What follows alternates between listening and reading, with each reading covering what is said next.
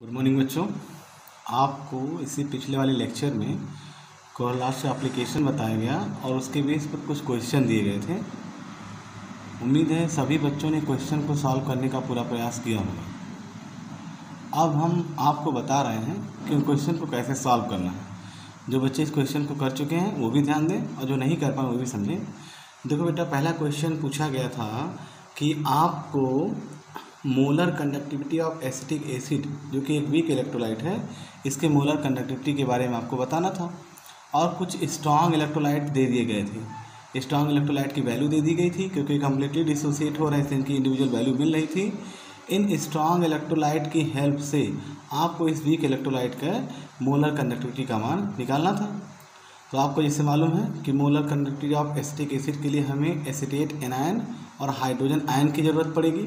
अब इन तीनों इक्वेशन में देखिए, जो आपको साल्ट दिए गए हैं उनको डिसोसिएट करते हैं तो NaCl से बनेगा Na+ और Cl-, सभी लोग जान रहे हैं। HCl से H+ और Cl-, और सोडियम एसीटेट से हमें मिलता है एसीटेट एनायन और सोडियम एनायन।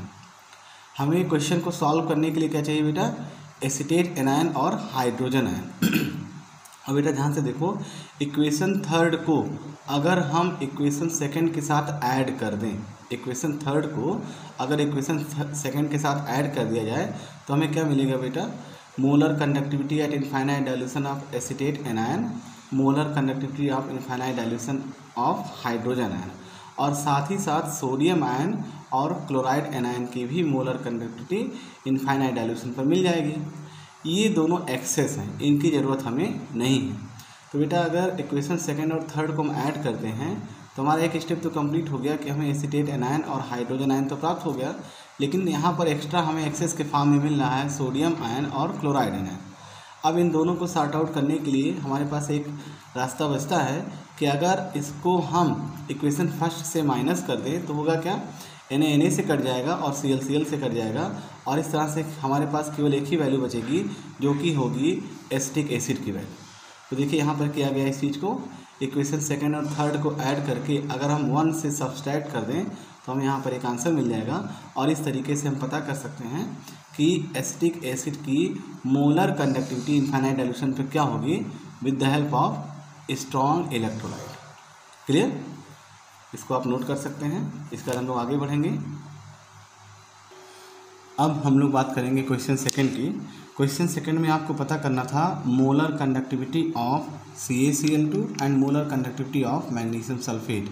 यहाँ पर बेटा क्वेश्चन सेकंड को अगर आप ध्यान से देखेंगे तो आपको सारे डाटा वहाँ पर दिए गए हैं, यानी कैल्शियम आयन की मोलर कंडक्टिविटी इनफाइनाइट डाइल्यूशन पर, as well as chloride anion की, साथ ही साथ मैग्नीशियम और सल्फेट एनायन की। इन सब की वैल्यूज़ आपको न्यूमेरिकल में दी गई है। अब आप सभी लोग जानते हैं according to Kohlrausch law, molar conductivity of electrolyte at infinite dilution, वो आप कोहलरास लॉ के अकॉर्डिंग यहाँ पर तोड़ेंगे। यहाँ पर बेटा 2 से मल्टीप्लाई किया गया है। क्यों? क्योंकि यहाँ पर नंबर ऑफ पार्टिकल क्लोरीन के कितने हैं? 2, इसलिए इसको हम 2 से मल्टीप्लाई कर देंगे। आपको लॉ में बताया भी गया था। और मल्टीप्लाई करके सारी वैल्यूज़ को हम इस तरह से लिख कर यहाँ पर आंसर निकाल लेंगे। इसी तरह से मैग्नीशियम सल्फेट में भी देखिए, मैग्नीशियम सल्फेट जब टूटेगा तो Mg ion plus sulphate anion मिलेगा। सारी वैल्यूज़ आपको दी गई हैं, सिंपली इसको ऐड करके हम यहाँ पर इक्वेशन से इसका आंसर निकाल सकते हैं। क्लियर? सबसे इजी सवाल यही था। अब इसके बाद हम लोग आगे बढ़ेंगे क्वेश्चन नंबर थर्ड की तरफ। ओके बेटा, क्वेश्चन नंबर थर्ड में we have to calculate degree of dissociation. जैसा हम लोग जानते हैं, आपको बताया भी गया है कि degree of dissociation is equal to molar conductivity at known concentration upon molar conductivity at infinite dilution. Molar conductivity at known concentration आपको इक्वेशन में दिया गया है, उसको आप यहाँ पे लिखेंगे। एक प्रॉब्लम यहाँ पे यही है कि मोलर कंडक्टिविटी हमें इनफाइनाइट डाइल्यूशन पर पता करनी है। तो इनफाइनाइट डाइल्यूशन पर चूँकि एसिटिक एसिड का निकालना है, तो एसिटिक एसिड का इनफाइनाइट डाइल्यूशन पर हमारे पास जो मोलर कंडक्टिविटी होगी उसको हम कोहलरास लॉ की हेल्प से दिए गए वैल्यू से सॉल्व कर लेंगे, और ये आंसर मिलेगा उसको यहाँ पर डिवाइड कर देंगे इसके साथ, और हमारे पास एक डिग्री ऑफ डिसोसिएशन का आंसर यहाँ पर मिल जाएगा। क्लियर? उम्मीद है सवाल आपको समझ में आए होंगे, और साथ ही साथ जो आंसर एक्सप्लेन किया जा रहा है वो भी आपको समझ में आया होगा। अब इसके बाद हम लोग आगे बढ़ेंगे क्वेश्चन नंबर फोर्थ की तरफ। ओके बेटा, क्वेश्चन नंबर फोर्थ का आंसर देखिए। क्वेश्चन नंबर फोर्थ में आपको डिसोसिएशन कांस्टेंट पता करना है एसिटिक एसिड का। तो सभी लोग जानते हैं dissociation constant equal to C⁴/1 - alpha, जहाँ पर C कंसंट्रेशन और अल्फा डिग्री ऑफ डिसोसिएशन को डिनोट कर रहा है। अब यहाँ पर डिसोसिएशन कांस्टेंट निकालने के लिए हमें अल्फ़ा की वैल्यू को प्राप्त करना जरूरी है, क्योंकि सी की वैल्यू तो दी गई है। तो अल्फ़ा की वैल्यू के लिए आप लोग सभी जानते हैं कि alpha equal to lambda M at known concentration upon lambda M at infinite dilution. अब इसके लिए हमें क्या करना होगा, सबसे पहले क्वेश्चन में लेमडा एम इनफाइनाइट डाइल्यूशन तो निकाल लेंगे, लेकिन दिक्कत है लेमडा एम सी कैसे निकलेगा।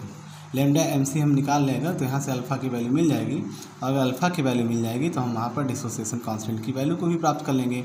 अब हम आगे देखते हैं कि लेमडा एम सी की वैल्यू या लेमडा एम नॉन कंसंट्रेशन पर कैसे प्राप्त करेंगे, उसको देखिए कैसे करना है। बेटा आप लोग जानते हैं कि lambda M equal to kappa into 1000 upon C concentration. यहाँ पर मोलरिटी या नॉर्मलिटी कुछ भी आप रख सकते हैं। अब देखो बेटा लेमडा एम हमें निकालना है क्योंकि नॉन कंसंट्रेशन पे है, तो lambda M equal to kappa की वैल्यू दी गई 1000 इन अपॉन सी कंसंट्रेशन की वैल्यू दी गई है। उसको सॉल्व करेंगे तो यहाँ से लेमडा एम की वैल्यू मिल जाएगी। अब लेमडा एम की वैल्यू नॉन कंसंट्रेशन पर हमें मिल गई है। अब यहाँ पर अल्फ़ा निकालेंगे। अल्फ़ा को निकालने का फार्मूला आपको मालूम है, इसमें सारी वैल्यूज़ को पुट करेंगे तो अल्फ़ा की वैल्यू आ जाएगी। अब अल्फ़ा की वैल्यू हमें मिल गई है। अब यहाँ से डिसोसिएशन कांस्टेंट या के की वैल्यू हम आसानी से निकाल सकते हैं।